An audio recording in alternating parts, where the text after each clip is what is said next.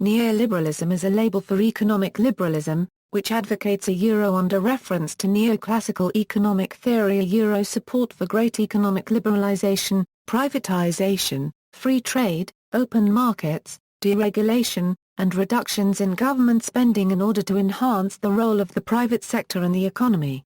Neoliberalism was an economic philosophy that emerged among European liberal scholars in the 1930s, attempting to trace a so-called a euro third, a euro unregistered trademark, or a euro middle way, a euro unregistered trademark between the conflicting philosophies of classical liberalism and collectivist central planning. The impetus for this development arose from a desire to avoid repeating the economic failures of the early 1930s, which conventional wisdom of the time tended to blame on unfettered capitalism.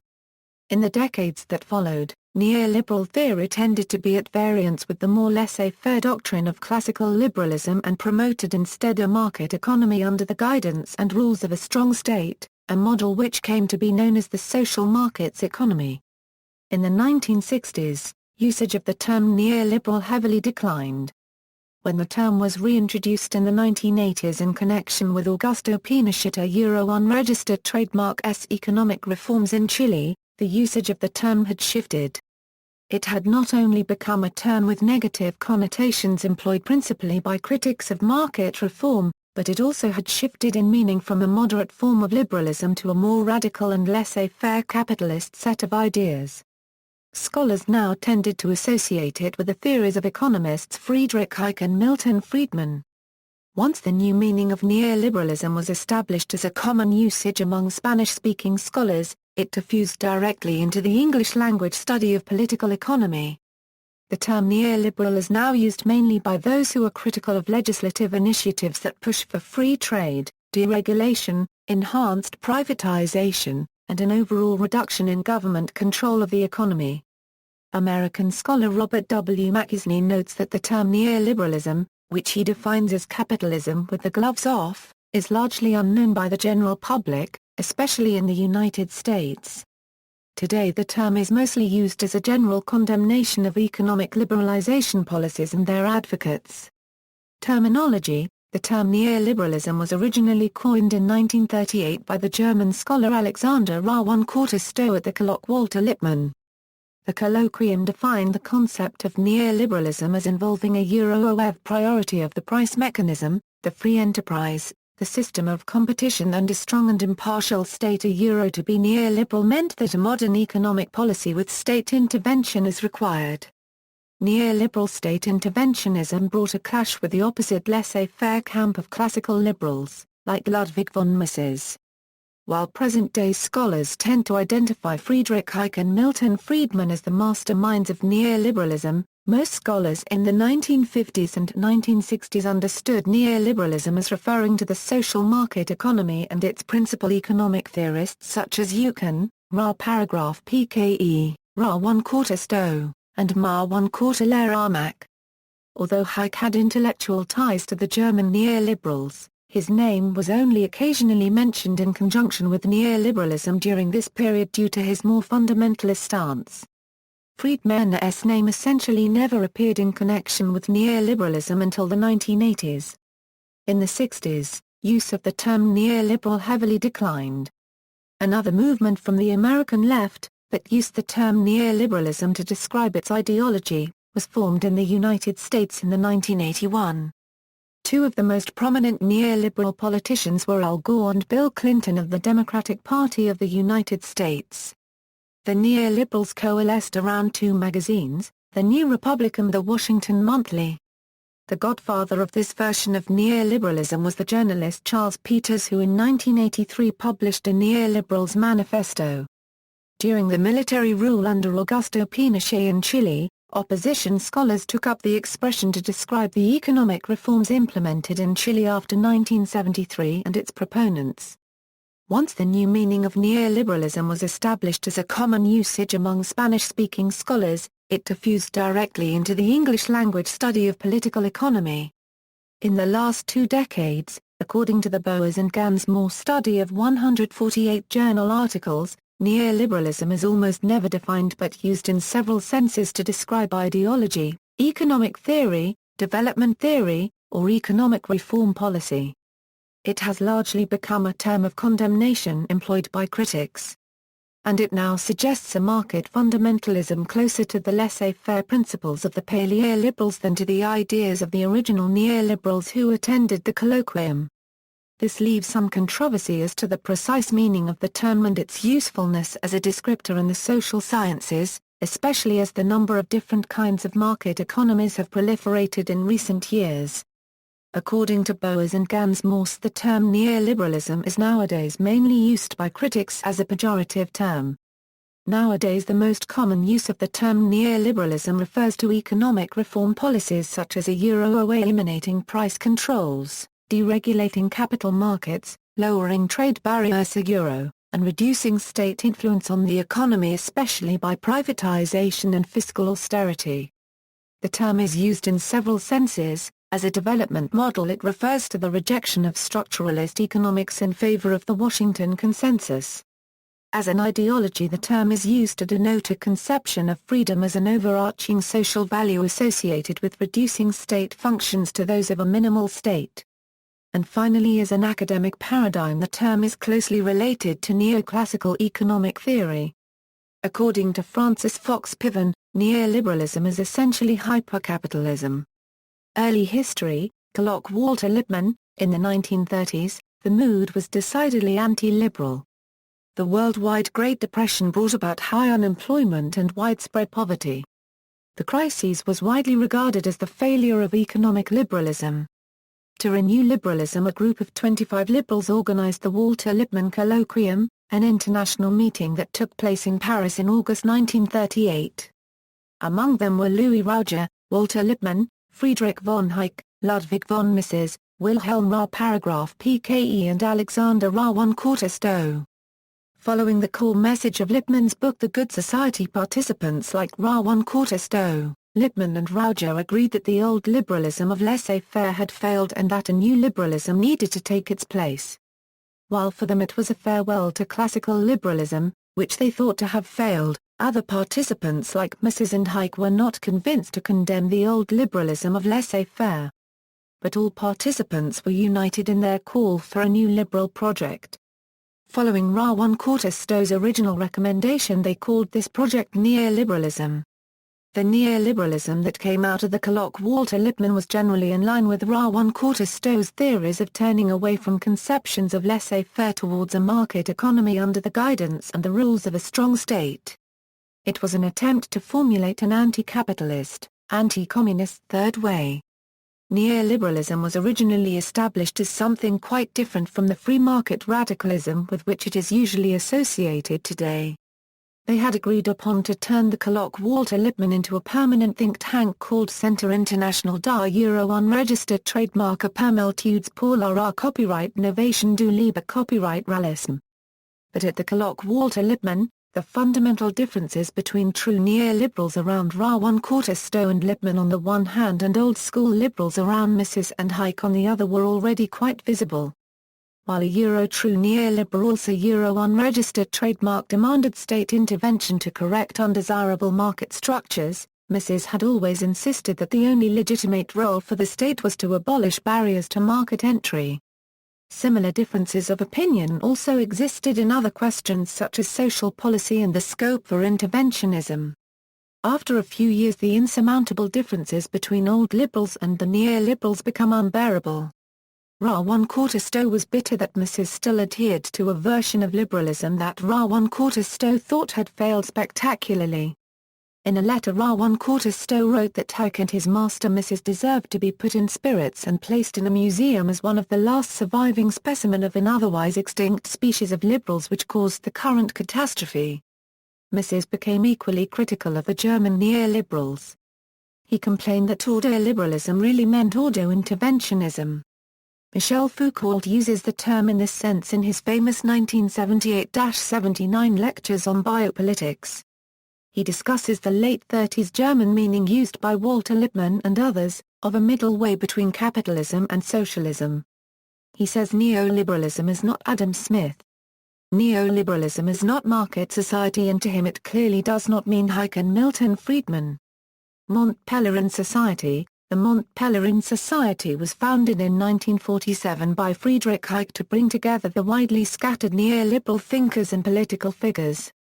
Hayek and others believed that classical liberalism had failed because of crippling conceptual flaws and that the only way to diagnose and rectify them was to withdraw into an intensive discussion group of similarly minded intellectuals. With central planning in the ascendancy worldwide and with few avenues to influence policymakers, the society served to bring together isolated advocates of liberalism as a rallying point, as Milton Friedman phrased it. Meeting annually, it would soon be a kind of international who's who of the classical liberal and neoliberal intellectuals. While the first conference in 1947 was almost half American, the Europeans' concentration dominated by 1951. Europe would remain the epicenter of the community, with Europeans dominating the leadership. Post-WWII neoliberal currents, Germany. Neoliberal ideas were first implemented in West Germany.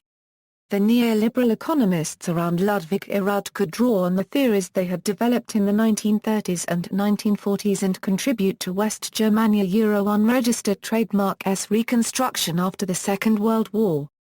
Erhard was a member of the Mont Pelerin Society and in constant contact with other neoliberals. He pointed out that he is commonly classified as neoliberal and that he accepted this classification. The ordoliberal Freiburg school was rather moderate and pragmatic. The German neoliberals accepted the classical liberal notion that competition drives economic prosperity, but they argued that a laissez-faire state policy stifles competition as the strong devour the weak, since monopolies and cartels could pose a threat to freedom of competition.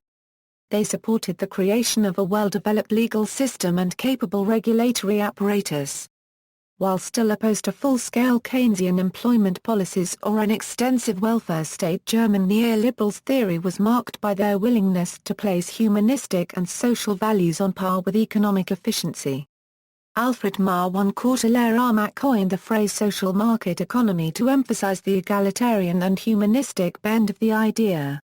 According to Taylor C. Bowers and Jordan Gans-Morse, Walter Eucken stated that social security and social justice are the greatest concerns of our time. Erhard had always emphasized that the market was inherently social and did not need to be made so. He had hoped that growing prosperity would enable the population to manage much of their social security by self-reliance and end the necessity for a widespread welfare state. By the name of Volkskapitalismus, there were some efforts to foster private savings. But although average contributions to the public old age insurance were quite small, it remained by far the most important old age income source for a majority of the German population. Therefore, despite liberal rhetoric, the 1950s witnessed what has been called a Eurocubed reluctant expansion of the welfare state, a Eurocubed. To end widespread poverty among the elderly, the pension reform of 1957 brought a significant extension of the German welfare state, which already had been established under Otto von Bismarck. Rawan Courtestow, who had coined the label neoliberalism, criticized that development tendency and pressed for a more limited welfare programs. Hayek did not like the expression social market economy, but he stated in 1976 that some of his friends in Germany had succeeded in implementing the sort of social order for which he was pleading while using that phrase. However, in Hayek's view, the social market economy's aiming for both a market economy and social justice was a muddle of inconsistent aims. Despite his controversies with the German neoliberals at the Mont Pelerin Society, Ludwig von Mises stated that Erhard and Marwan Korteler-Armak accomplished a great act of liberalism to restore the German economy and called this a lesson for the U.S. According to different research, however, Mises believed that the ordoliberals were hardly better than socialists. As an answer to Hans Hellwig's complaints about the interventionist excesses of the Erhard ministry and the ordoliberals, Mises wrote, "I have no illusions about the true character of the politics and politicians of the social markets economy." According to Mises, Erhard's teacher Franz Oppenheimer taught more or less the new frontier line of President Kennedy's Harvard consultants. In Germany, neoliberalism at first was synonymous with both ordoliberalism and social markets economy. but over time the original term neoliberalism gradually disappeared since social market economy was a much more positive term and fitted better into the Wirtschaftswunder mentality of the 1950s and 1960s. Chile. In the 1960s, Latin American intellectuals began to notice the ideas of ordoliberalism. These intellectuals often used the Spanish term neoliberalismo to refer to this school of thought. They were particularly impressed by the social market economy and the Wirtschaftswunder and speculated about the possibility of accomplishing similar policies in their own countries. Neoliberalism in 1960s meant essentially a philosophy that was more moderate than classical liberalism and favored using state policy to temper social inequality and counter a tendency toward monopoly. In 1955, a select group of Chilean students were invited to the University of Chicago to pursue postgraduate studies in economics. They worked directly under Friedman and his disciple Arnold Harberger, while also being exposed to Hayek. When they returned to Chile in the 1960s, the Chicago boys began a concerted effort to spread the philosophy and policy recommendations of the Chicago and Austrian schools, setting up think tanks and publishing in ideologically sympathetic media. Under the military dictatorship headed by Pinochet and severe social repression, the Chicago boys implemented radical economic reform. The latter half of the 1970s witnessed rapid and extensive privatization, deregulation, and reductions in trade barriers. In 1978 policies that would reduce the role of the state and infuse competition and individualism into areas such as labor relations, pensions, health, and education were introduced. 2 decades after it was first used by pro-market intellectuals in the 1960s, the meaning of neoliberalism changed. Those who regularly used the term neoliberalism in the 1980s typically applied it in its present-day, radical sense, denoting market fundamentalism. Neoliberalism had not only become a term with negative connotations employed principally by critics of market reform, but it also had shifted in meaning from a moderate form of liberalism to a more radical and laissez-faire capitalist set of ideas. Scholars during this period had also ceased to identify the Germans as neoliberalism, a Euro unregistered trademark as intellectual progenitors, tending instead to associate neoliberalism with the theories of Friedrich Hayek and Milton Friedman. Indeed, Pinochet, a Euro unregistered trademark S. 1973 coup emerges as some kind of a watershed in the usage of neoliberalism. Neoliberalism gained a negative, radical sense just after this date. Once the new meaning of neoliberalism was established as a common usage among Spanish-speaking scholars, it diffused directly into the English-language study of political economy. In 1990 the military dictatorship ended. Hayek argued that increased economic freedom had put pressure on the dictatorship over time and increased political freedom.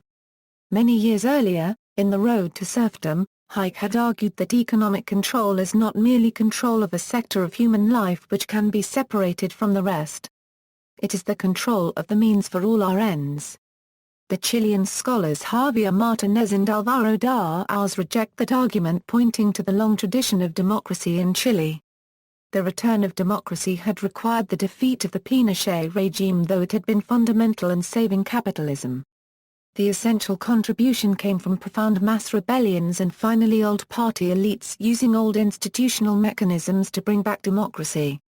Australia. In Australia, neoliberal economic policies have been embraced by governments of both the Labour Party and the Liberal Party since the 1980s. The governments of Bob Hawke and Paul Keating from 1983 to 1996 pursued economic liberalisation and a programme of microeconomic reform. These governments privatised government corporations, deregulated factor markets, floated the Australian dollar, and reduced trade protection. Keating, as federal treasurer, implemented a compulsory superannuation guarantee system in 1992 to increase national savings and reduce future government liability for old age pensions.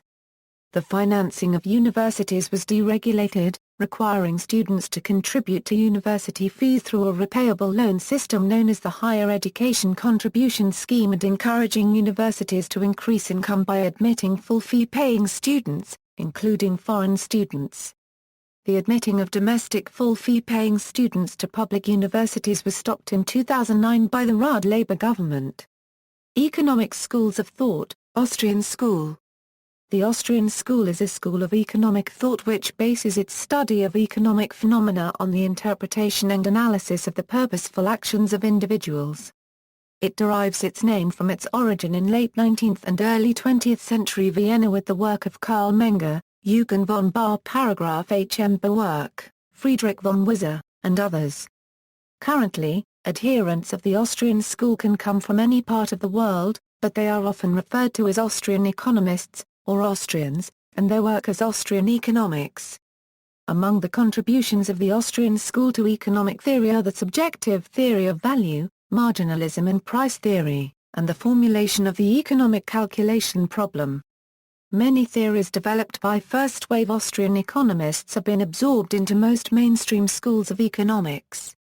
These include Karl Menger's theories on marginal utility, Friedrich von Wieser's theories on opportunity cost, and Eugen von Bahr paragraph H. M. Berwerk's theories on time preference, as well as Menger and Bahr paragraph H. M. Berwerk's criticisms of Marxian economics. The Austrian school differs significantly from many other schools of economic thought in that the Austrian analysis of the observed economy begins from a prior understanding of the motivations and processes of human action. The Austrian school follows an approach, termed methodological individualism, a version of which was codified by Ludwig von Mises and termed praxeology in his book published in English as Human Action in 1949. Mises was the first Austrian economist to present a statement of a praxeological method. Since that time, few Austrian thinkers have adopted his approach and many have adopted alternative versions. For example, Fritz Machlup, Friedrich von Hayek, and others, did not take Mises' strong a priori approach to economics. During the early 1950s, Murray Rothbard attended the seminar of Mises at New York University and was greatly influenced by Mises' book Human Action. The Volcker Fund paid Rothbard to write a textbook to explain human action in a fashion suitable for college students. A sample chapter he wrote on money and credit won Mises a unregistered trademark S approval. As Rothbard continued his work, he enlarged the project. The result was Rothbard's book Man, Economy, and State, published in 1962. Upon its publication, Mises praised Rothbard's work effusively and, for Mises, uncharacteristically. Rothbard founded the Center for Libertarian Studies in 1976 and the Journal of Libertarian Studies in 1977. He was associated with the 1982 creation of the Ludwig von Mises Institute at Auburn University in Alabama, and was vice president of academic affairs until 1995. During the 1970s and 1980s, Rothbard was active in the Libertarian Party. He was frequently involved in the party's internal politics. He was one of the founders of the Cato Institute, and came up with the idea of naming this libertarian think tank after Cato a unregistered trademark S letters, a powerful series of British newspaper essays by John Trincard and Thomas Gordon which played a decisive influence upon America's founding fathers in fomenting the revolution. The former U.S. Federal Reserve Chairman, Alan Greenspan, speaking of the originators of the school, said in 2000, "The Austrian school have reached far into the future from when most of them practiced and have had a profound and, in my judgment, probably an irreversible effect on how most mainstream economists think in this country." In 1987, Nobel laureate James M. Buchanan told an interviewer, "I have no objections to being called an Austrian. Hayek and Mises might consider me an Austrian but, surely some of the others would not." Republican U.S. Congressman Ron Paul states that he adheres to Austrian school economics and has authored 6 books which refer to the subject. Paul's former economic advisor, investment dealer Peter Schiff, also calls himself an adherent of the Austrian school. Jim Rogers, investor and financial commentator, also considers himself of the Austrian school of economics. Chinese economist Zhang Weiying, who is known in China for his advocacy of free market reforms, supports some Austrian theories such as the Austrian theory of the business cycle. Currently, universities with a significant Austrian presence are George Mason University, Loyola University New Orleans, and Auburn University in the United States and Universidad Francisco Mariquien in Guatemala. Austrian economic ideas are also promoted by bodies such as the Mises Institute and the Foundation for Economic Education. Chicago School. The Chicago School of Economics describes a neoclassical school of thought within the academic community of economists, with a strong focus around the faculty of University of Chicago. Chicago macroeconomic theory rejected Keynesianism in favor of monetarism until the mid-1970s, when it turned to neoclassical macroeconomics heavily based on the concept of rational expectations. The school is strongly associated with economists such as Milton Friedman, George Stigler, Ronald Coase and Gary Becker. The school emphasizes non-intervention from government and generally rejects regulation in markets as inefficient with the exception of central bank regulation of the money supply. Although the school's association with neoliberalism is sometimes resisted by its proponents, its emphasis on reduced government intervention in the economy and a laissez-faire ideology have brought about an affiliation between the Chicago School and neoliberal economics. Expanded definition. The meaning of neoliberalism has changed over time and come to mean different things to different groups. As a result, it is very hard to define. This is seen by the fact that authoritative sources on neoliberalism, such as Friedrich Hayek, Milton Friedman, David Harvey and Noam Chomsky do not agree about the meaning of neoliberalism. This lack of agreement creates major problems in creating an unbiased and unambiguous definition of neoliberalism. This section aims to define neoliberalism more accurately and to show how its evolution has influenced the different uses of the word. One of the first problems with the meaning of neoliberalism is that liberalism, on which it is based, is also very hard to describe. The uncertainty over the meaning of liberalism is commonly reflected in neoliberalism itself, and is the first serious point of confusion.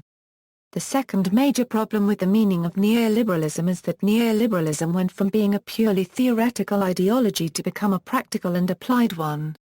The 1970s onwards saw a surge in the acceptability of neoliberalism, and neoliberal governments swept in across the world, promising neoliberal reforms. However, governments did not always carry out their promised reforms either through design or circumstances. This leads to the second serious point of confusion. Namely, that most neoliberalism after this point isn't always ideologically neoliberal. Classical liberalism in the 20th century. Classical liberalism was revived in interwar Austria by economists, including Friedrich Hayek and Ludwig von Mises. They were concerned about the erosion of liberty by both socialist and fascist governments in Europe at the time and tried to restate the case for liberty. Hayek's 1970s book, The Constitution of Liberty, sums up this argument.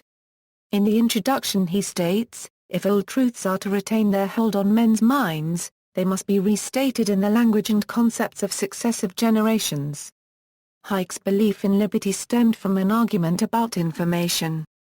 He believed that no individual could ever understand everything about an economy or a society in order to rationally design the best system of governance. He argued this only got worse as scientific progress increased and the scope of human knowledge grew, leaving individuals increasingly more and more ignorant in their lifetimes. As a result, he believed it was impossible for any person or government to design the perfect systems under which people could be governed. The only solution to this, he believed, was to allow all possible systems to be tried in the real world and to allow the better systems to beat the worse systems through competition. In a liberal society, he believed, the few who used liberty to try out new things would come up with successful adaptations of existing systems or new ways of doing things. These discoveries, once shared and become mainstream, would benefit the whole of society, even those who did not directly partake of liberty. Due to the ignorance of the individual, Hayek argued that an individual could not understand which of the various political, economic and social rules they had followed had made them successful. In his mind, this made the superstitions and traditions of a society in which an individual operated vitally important, since in probability they had, in some way, aided the success of the individual.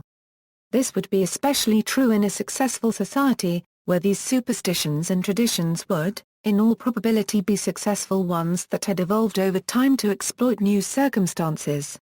However, this did not excuse any superstition or tradition being followed if it had outlived its usefulness. Respect of tradition and superstition for the sake of tradition and superstition were not acceptable values to him. Therefore classical liberalism combined a respect for the old, drawn from conservatism, with the progressive striving towards the future, of liberalism. In emphasizing evolution and competition of ideas, Hayek highlighted the divide between practical liberalism that evolved in a haphazard way in Britain, championed by such people as David Hume and Adam Smith, versus the more theoretical approach of the French, in such people as Descartes and Rousseau. Hayek christened these the pragmatic and rationalist schools, the former evolving institutions with an eye towards liberty and the later creating a brave new world by sweeping all the old and therefore useless ideas away. Hayek's ideas on information and the necessity of evolving evolutions placed liberalism firmly on the pragmatic side against both rationalist socialists and rationalist capitalists alike. The rule of law, at the center of liberalism was the rule of law. Hayek believed that liberty was maximized when coercion was minimized. Hayek did not believe that a complete lack of coercion was possible, or even desirable, for a liberal society, and he argued that a set of traditions was absolutely necessary which allowed individuals to judge whether they would or would not be coerced. This body of tradition he notes as law and the use of this tradition the rule of law. In designing a liberal system of law, Hayek believed that two things were vitally important, the protection and delineation of the personal sphere and the prevention of fraud and deception, which could be maintained only by threat of coercion from the state. In delineating a personal sphere, individuals could know under what circumstances they would or would not be coerced, and could plan accordingly. In designing such a system, Hayek believed that it could maintain a protected sphere by protecting against abuses by the ruling power, be it a monarch, the will of the majority in a democracy or the administration. He believed that the most important features of such protections were equality before the law, and generality of the law. Equality meant that all should be equal before the law and therefore subject to it, even those decisions of a legislature or government administration. Generality meant that the law should be general and abstract, focusing not on ends or means, as a command would, but on general rules which, by their lack of specificity, could not be said to grant privileges, discriminate or compel any specific individual to an end. General laws could also be used to transmit knowledge and encourage spontaneous order in human societies. He also stressed the importance of individuals being responsible for their actions in order to encourage others to respect the law. Policy, important practical tools for making these things work included separation of powers, the idea that those enforcing the law and those making it should be separate, to prevent the lawmakers from pursuing short-term ends, and constitutionalism, the idea that lawmakers should be legally bound about the laws they could pass, thereby preventing absolute rule by the majority. In the 1980s, a practical statement of neoliberal aims was codified in the Washington Consensus. Conservatism, classical neoliberalism's respect for tradition, combined with its pragmatic approach to progress, endeared it to conservative movements around the world looking for a way to adapt to the changing nature of the modern world. This saw it adopted by conservative movements, most famously in Chile under Pinochet, the United Kingdom under Margaret Thatcher, and in the United States of America under Ronald Reagan. Economic neoliberalism. Your next important form of neoliberalism is economic neoliberalism.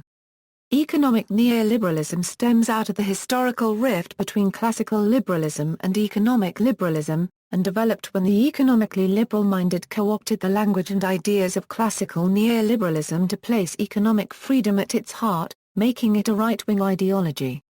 Essentially, economic neoliberalism can be derived by taking the classical neoliberal definition above and taking the protected personal sphere to solely refer to property rights and contract. The liberal opposite of economic neoliberalism is modern liberalism, the corresponding left-wing ideology. The best-known proponent of economic neoliberalism is Milton Friedman. Economic neoliberalism is the most common form of neoliberalism, and is what is usually meant when a system is described as neoliberal.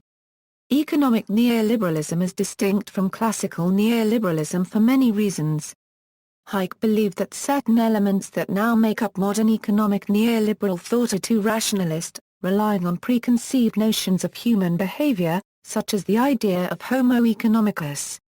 Paul Treiner points out that it is too utopian, and therefore illiberal. David Harvey points out that economic neoliberalism is theory of economic political practices, rather than a complete ideology, and therefore, no correlation or connection needs to exist between a favorable assessment of neoliberal economic practices and a commitment to liberalism proper. Likewise, Anna Maria Blomgren views neoliberalism as a continuum ranging from classical to economic liberalism. A broad and, it is hoped, clearer restatement of the above is to point out that classic liberals must be economic liberals, but economic liberals do not have to be classically liberal, and it is the latter group that makes up the new liberalism of economic neoliberalism. Neoliberal economics. Friedman's chief argument about neoliberalism can be described as a consequentialist libertarian one, that the reason for adopting minimal government interference in the economy is for its beneficial consequences, and not any ideological reason. At the heart of economic neoliberalism are various theories that prove the economic neoliberal ideology. Neoliberal economics in the 1920s took the ideas of the great liberal economists, such as Adam Smith, and updated them for the modern world. Friedrich Hayek's ideas on information flow, present in classical neoliberalism, were codified in economic form under the Austrian school as the economic calculation problem.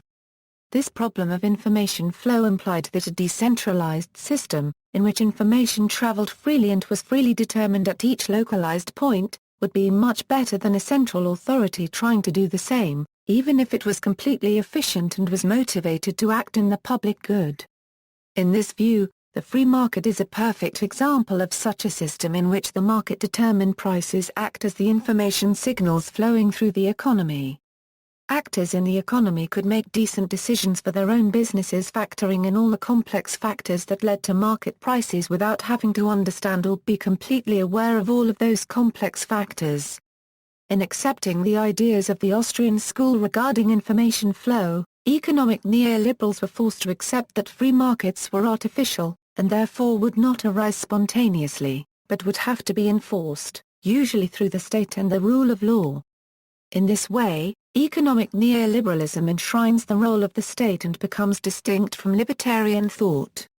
However, in accepting the ideas of self-regulating markets, neoliberals drastically restrict the role of the government to managing those forms of market failure that the neoliberal economics allowed, property rights and information asymmetry. This restricted the government to maintaining property rights by providing law and order through the police, maintaining an independent judiciary and maintaining the national defense, and basic regulation to guard against fraud. This made neoliberal economics distinct from Keynesian economics of the preceding decades. These ideas were then developed further. Milton Friedman introduced the idea of adaptive expectations during the stagflation of the 1970s, which described why government interference resulted in increasing inflation, as shop owners started to predict the rate of increase in the money supply, rendering the government action useless. This developed into the idea of rational expectations, which showed that all government interference useless and disruptive because the free market would predict and undermine the government's proposed action. At the same time, the efficient market hypothesis assumed that, because of catalepsy, the market could not be informationally wrong. Or, to paraphrase the famous quote of Warren Buffett, the market is there to inform you, not serve you. Combined with rational expectations, this showed that markets would be self-regulating, and that regulation was unnecessary and disruptive. Additionally, many theories were developed which showed that the free market would produce the socially optimum equilibrium with regard to production of goods and services, such as the fundamental theorems of welfare economics and general equilibrium theory, which helped prove further that government intervention could only result in making society worse off. Criticism: the rise of neoliberalism in the 1970s as a practical system of government saw it implemented in various forms across the world. In some cases, the result was not anything that could be identified as neoliberalism, often with catastrophic results for the poor. This has resulted in many on the left claiming that this is a deliberate goal of neoliberalism, while those on the right defend the original goals of neoliberalism and insist otherwise, an argument that rages to this day, rendering this section highly controversial. This section attempts to provide an unbiased overview of this discussion, focusing on all the forms of neoliberalism that are not in any way neoliberal, but which have come to be associated with it, as well as the reasons for why this has happened. One of the best and least controversial examples of neoliberal reform is in Russia, whose reforms in 1989 were justified under neoliberal economic policy but which lacked any of the basic features of a neoliberal state which could have justified the reforms. General liberal failure, the least controversial aspect of neoliberalism, has often been presented by modern economists critical of neoliberalism's role in the world economic system. Among these economists, the chief voices of dissent are Joseph Stiglitz and Paul Krugman. Both use arguments about market failure to justify their views on neoliberalism. They argue that when markets are imperfect, then they can fail and may not work as neoliberals predict, resulting in some form of crony capitalism. The two chief modes of failure are usually due to imperfect property rights and due to imperfect information, and correspond directly to Friedrich Hayek's assertion that classical liberalism will not work without protection of the private sphere and the prevention of fraud and deception. The failure of property rights means that individuals can't protect ownership of their resources and control what happens to them, or prevent others from taking them away. This usually stifles free enterprise and results in preferential treatment for those who can. Crony capitalism, the most blatant form of crony capitalism, is the creation of a liberal economic system in which only some people are permitted property rights by the government in return for support for the regime, allowing supporters of the regime to expropriate any capital held by opponents. This is a useful method of control which is usually seen in its purest form in countries with dictatorships, where the regime can create a liberal system of markets and government without ceding any control of either. Such reforms can also be used to add a sprinkling of liberal legitimacy for the regime and open the country to external capital. This form is useful to explain neoliberal reforms in countries where either the will or ability to enforce property rights is lacking, such as the problems of post-Soviet Russia, in which reformist politicians colluded with politically connected business people. In return for backing democratic free market reforms, these business figures could expropriate resources in a country where ownership was not clear and sporadically enforced, leading to the rise of the Russian oligarchs. Class project: not all members of a society may have equal access to the law or to information, even when everyone is theoretically equal under the law, as in a liberal democracy. This is because access to the law and information is not free as liberals assume, but have associated costs. Therefore, in this context, it is sound to say that the wealthy have greater rights than the poor.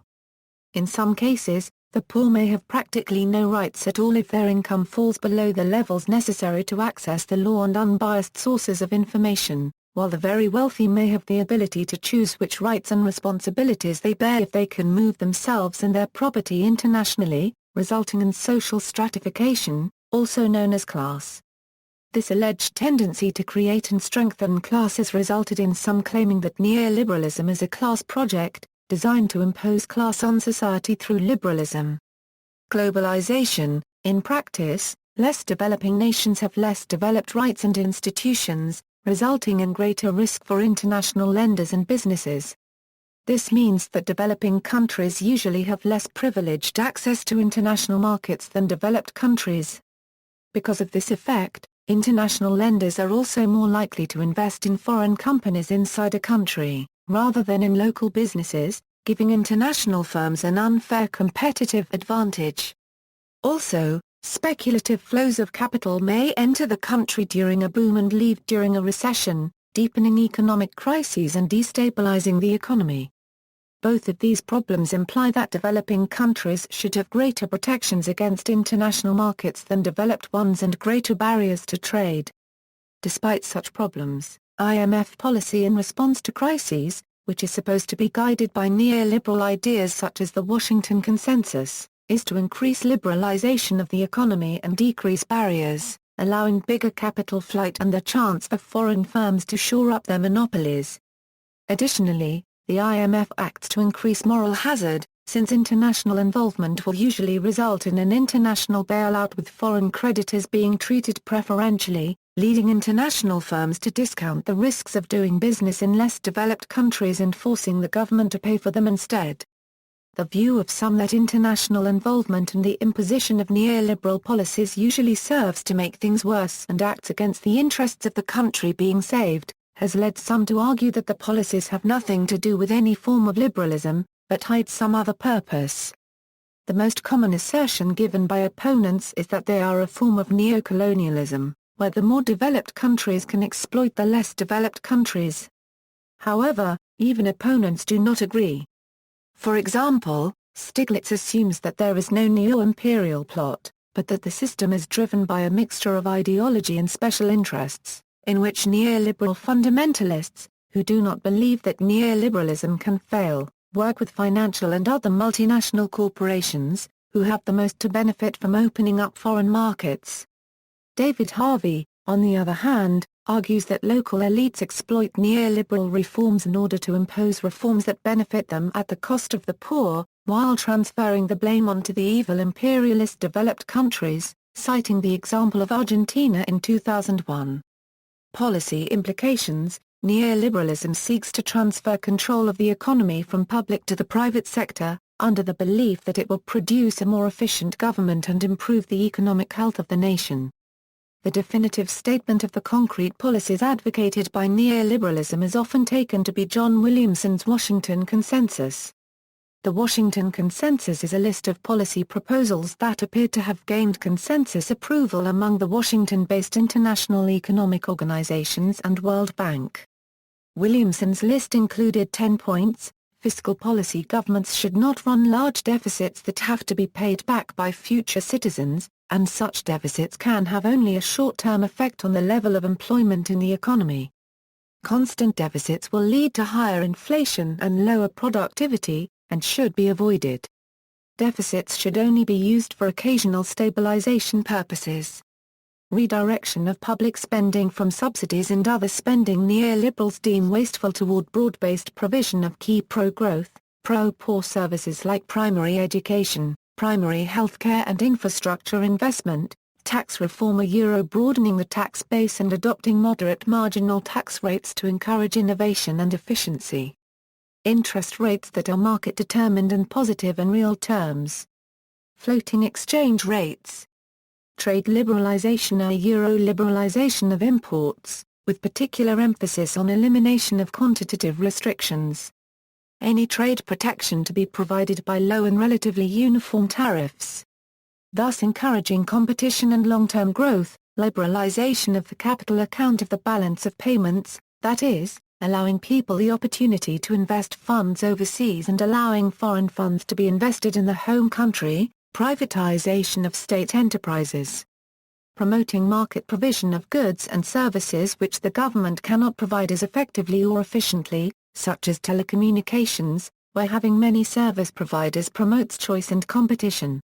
Deregulation: abolition of regulations that impede market entry or restrict competition, except for those justified on safety, environmental and consumer protection grounds, and prudent oversight of financial institutions.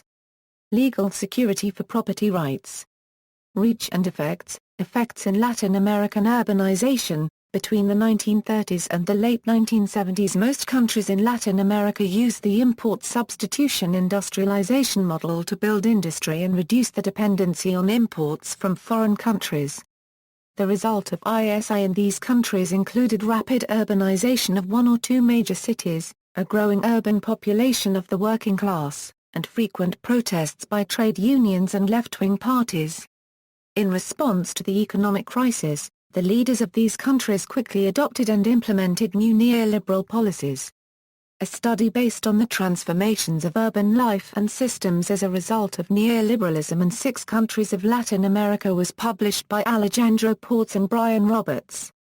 This comparative study included census data analysis, surveying, and fieldwork focused in Argentina, Brazil, Chile, Mexico, Peru, and Uruguay. Predictions of the neoliberalism were extended to these 6 countries in 4 areas: urban systems and primacy, urban unemployment and informal employment, urban inequality and poverty, and urban crime and victimization.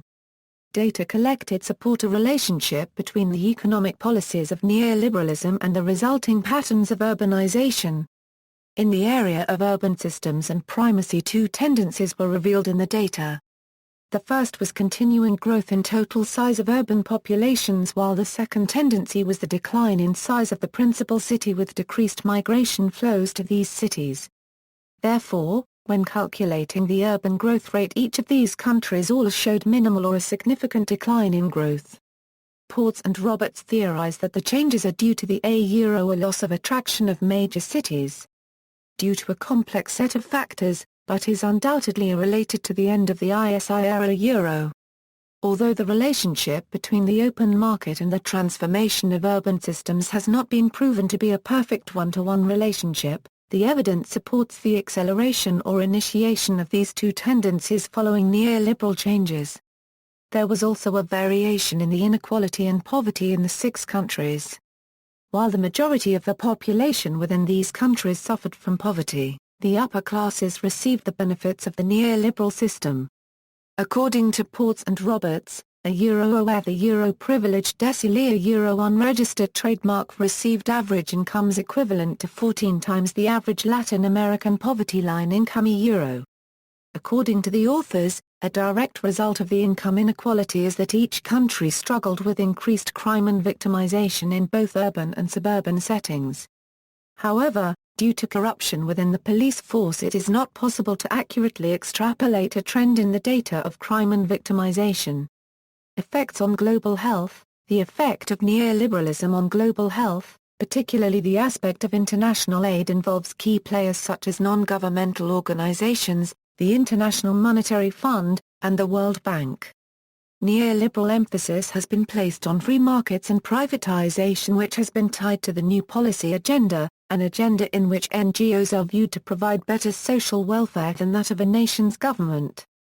International NGOs have been promoted to fill holes in public services created by the World Bank and IMF through their promotion of structural adjustment programs which slash government health spending and are an unsustainable source of foreign aid.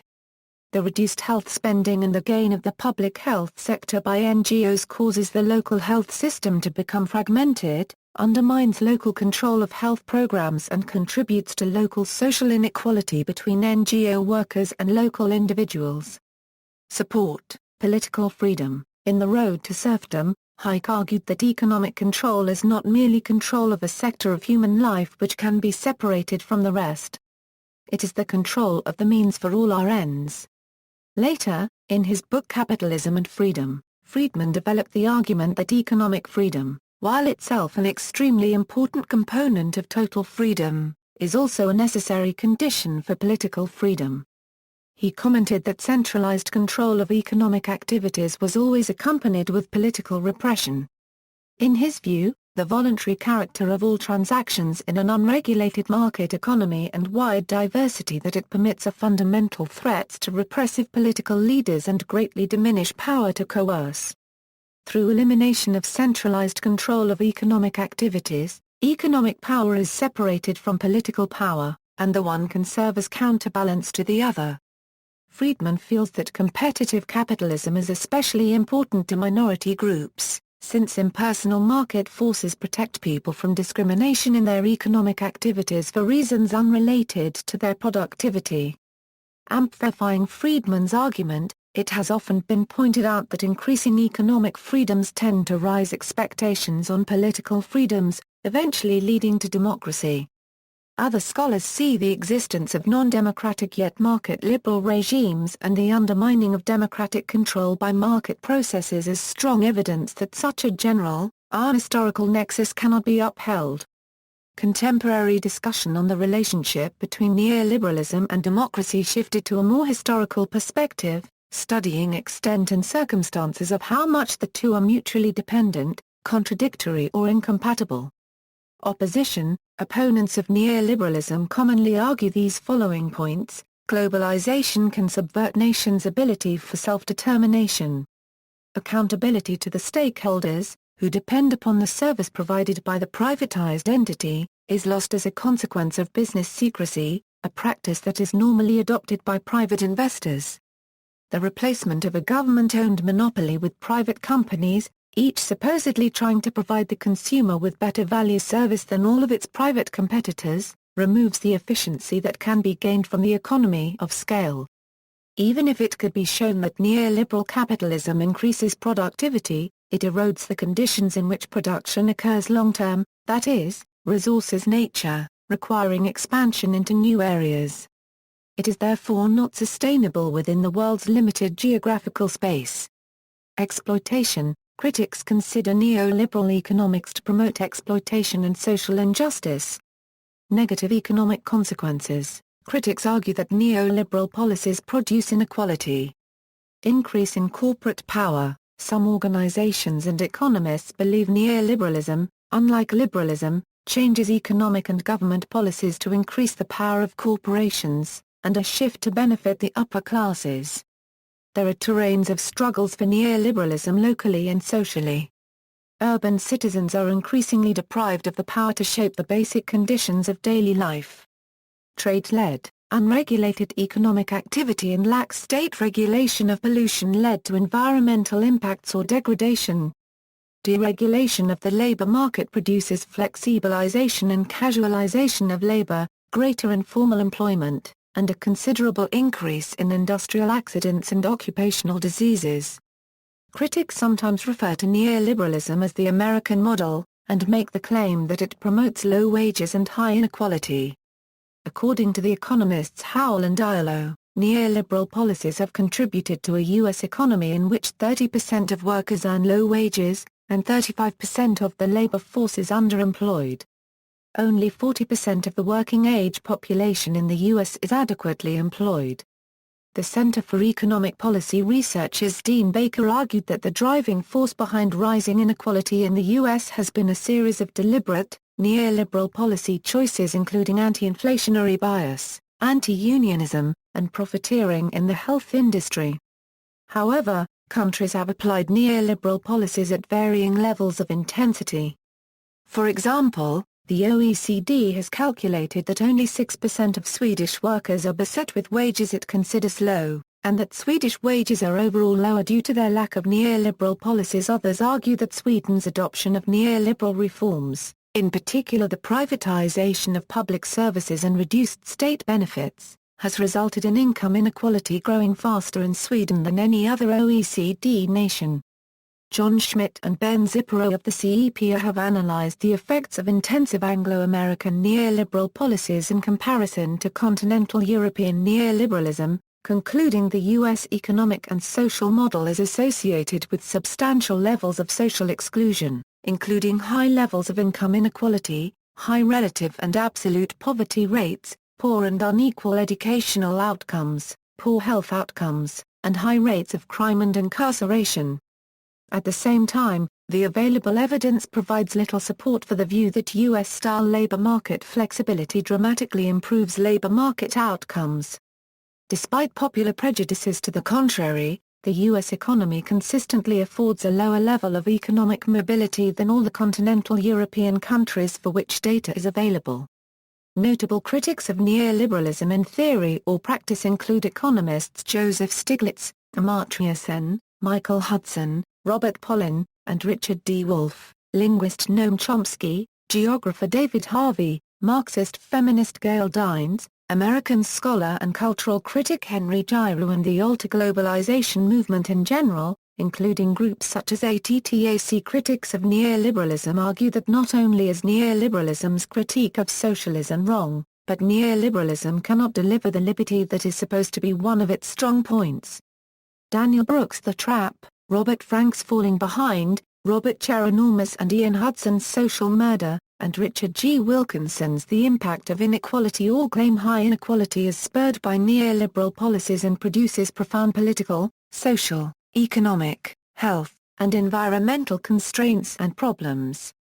The economists and policy analysts at the Canadian Centre for Policy Alternatives offer inequality-reducing social democratic policy alternatives to neoliberal policies. Sociologist Lo C. Waquant argues that neoliberalism has transformed the US into a Eurocentral state, a Euro-oriented nation with little governmental oversight for those at the top and strict control of those at the bottom. Santa Cruz History of Consciousness professor Angela Davis, a communist, and Princeton sociologist Bruce Weston have claimed that the high rate of incarceration in the USA specifically 1 in 37 American adults is in the prison system heavily promoted by the Clinton administration, is the neoliberal U.S. policy tool for keeping unemployment statistics low, while stimulating economic growth through the maintenance of a contemporary slave population and the promotion of prison construction and militarized policing. David McNally, professor of political science at York University, argues that while expenditures on social welfare programs have been cut, expenditures on prison construction have increased significantly during the neoliberal era, with California having the largest prison building program in the history of the world. The Clinton administration also embraced neoliberalism by pursuing international trade agreements that would benefit the corporate sector globally. Domestically, Clinton fostered such neoliberal reforms as the corporate takeover of healthcare in the form of the HMO, the reduction of welfare subsidies, and the implementation of workfare. Neoliberal policies advanced by supranational organizations have come under criticism, from both socialist and libertarian writers, for advancing a corporatist agenda. Rajesh Makwana, on the left, writes that the World Bank and IMF are major exponents of the neoliberal agenda advancing corporate interests. Sheldon Richman, editor of the libertarian journal The Freeman, also sees the IMF imposing corporatist-flavored neoliberalism on the troubled countries of the world. The policies of spending cuts coupled with tax increases give real market reform a bad name and set back the cause of genuine liberalism. Paternalistic supranational bureaucrats foster long-term dependency, perpetual indebtedness, moral hazard, and politicization, while discrediting market reform and forestalling revolutionary liberal change. Free market economist Richard M. Salzman goes further and argues the IMF a Euro is a destructive, crisis-generating global welfare agency that should be abolished. In return for bailouts, countries must enact such measures as new taxes, high interest rates, nationalizations, deportations, and price controls. Writing in Forbes, E. D. Kane sees the IMF as paving the way for international corporations' entrance into various developing nations, and creating dependency. He quotes Donald J. Baudrillard on the need to abolish the IMF. In a dramatic act of defiance against neoliberal globalization, South Korean farmer and former president of the Korean Advanced Farmers Federation Lee Kyung-hee committed suicide by stabbing himself in the heart during a meeting of the WTO in Cancun, Mexico. Prior to his death he expressed his concerns in broken English. My warning goes out to all citizens that human beings are in an endangered situation, that uncontrolled multinational corporations and a small number of WTO members officials are leading an undesirable globalization of inhuman, environment distorting, farmer killing, and undemocratic. It should be stopped immediately, otherwise the failed logic of the neoliberalism will perish the diversities of agriculture and disastrously to all human being. See also Notes. Further reading, Ankel, Guy. Beyond Monopoly Capitalism and Monopoly Socialism. Shinkman, Cambridge, 1978, ISBN 0-87073-938-7, Bowles, Samuel, David M. Gordon, and Thomas E. Weiskopf. 1989. Business Ascendancy and Economic Impasse, A Structural Retrospective on Conservative Economics, 1979 €87. Journal of Economic Perspectives 3, 1, 107 €134. Brady, David. 2008. Rich Democracies, Poor People, How Politics Explain Poverty. New York, Oxford University Press. Abstract, Brown, Wendy. Neoliberalism and the End of Liberal Democracy in Edgework, Critical Essays on Knowledge and Politics, Princeton University Press, 2005, ch. 3. Bushman, John. Libraries, Classrooms, and the Interests of Democracy, Marking the Limits of Neoliberalism. The Scarecrow Press. Rowman and Littlefield. 2012. 239 p. Notes. Bibliog. Index. ISBN 9780810885288. Campbell, John L., and Ove K. Pedersen, eds. The Rise of Neoliberalism and Institutional Analysis. Princeton University Press, 2001. 288 pp. Chomsky, Noam and McIsney, Robert W. Profit Over People, Neoliberalism and Global Order. 7 Stories Press, 2011. 288 pp. ISBN 1888363827, Crouch, Colin. The Strange Non-Death of Neoliberalism, Polity Press, 2011. ISBN 0-7456-5221-2, Diaz-Milaro, Lucas. And Neoliberalism, Tax and Regulate the 1%. 2012. And Neoliberalism Incorporated. A book. Duma copyright nil, Gar copyright Rad and La copyright v. Dominique. The Crisis of Neoliberalism. Harvard University Press. Reprint edition. ISBN 0674072243, Ferris, Timothy. The Science of Liberty. HarperCollins. 384 pages, Foucault, Michel. The Birth of Biopolitics. Lectures at the Collège de France, 1978–1979. London, Palgrave, 2008. Gill, Rosalind, Breaking the Silence, The Hidden Injuries of the Neoliberal University. In Gill, Rosalind. Ryan Flood, Rankine Cubed ISO N, Secrecy and Silence in the Research Process, Feminist Reflections, London, Routledge, ppA 228–244, ISBN A9780415605175. Giroux, Henry. Against the Terror of Neoliberalism, Politics Beyond the Age of Greed. Paradigm Publishers. ISBN 1594515212, Giroux, Henry. Neoliberalism's War on Higher Education. Haymarket Books. ISBN 168463,346, Gowan, Peter. The Global Gamble, Washington's Faustian Bid for World Dominance. London, Verso. ISBN A1-85984-271-2, Griffiths, Simon, and Kevin Hickson, eds. British Party Politics and Ideology After New Labour. Palgrave Macmillan. 256 pages, Hayek, Friedrich August von. The Constitution of Liberty, Harvey, David. A Brief History of Neoliberalism. Oxford University Press. ISBN A0-19-928326-5. Klein, Naomi. The Shock Doctrine, The Rise of Disaster Capitalism. Picador. ISBN 0312427999, Lana, Wendy. Neoliberalism, Policy, Ideology, Governmentality, Studies in Political Economy. 63 online, Plant, Raymond. The Neoliberal State. Oxford University Press. ISBN A0-9288175-0. Pollan, Robert. Contours of Dissent, U.S. Economic Fractures in the Landscape of Global Austerity. New York, Verso. ISBN A1-84467-534-3. Mirowski, Philip, and Pluy, Dieter, eds. The Road from Mont Pelerin, The Making of the Neoliberal Thought Collective. Harvard University Press. 2009. 480 pages. Prassett, Monica.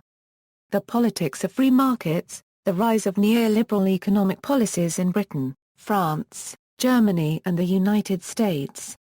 University of Chicago Press. 2006. 328 pages. Roy, Arundhati. Capitalism, A Ghost Story. Haymarket Books.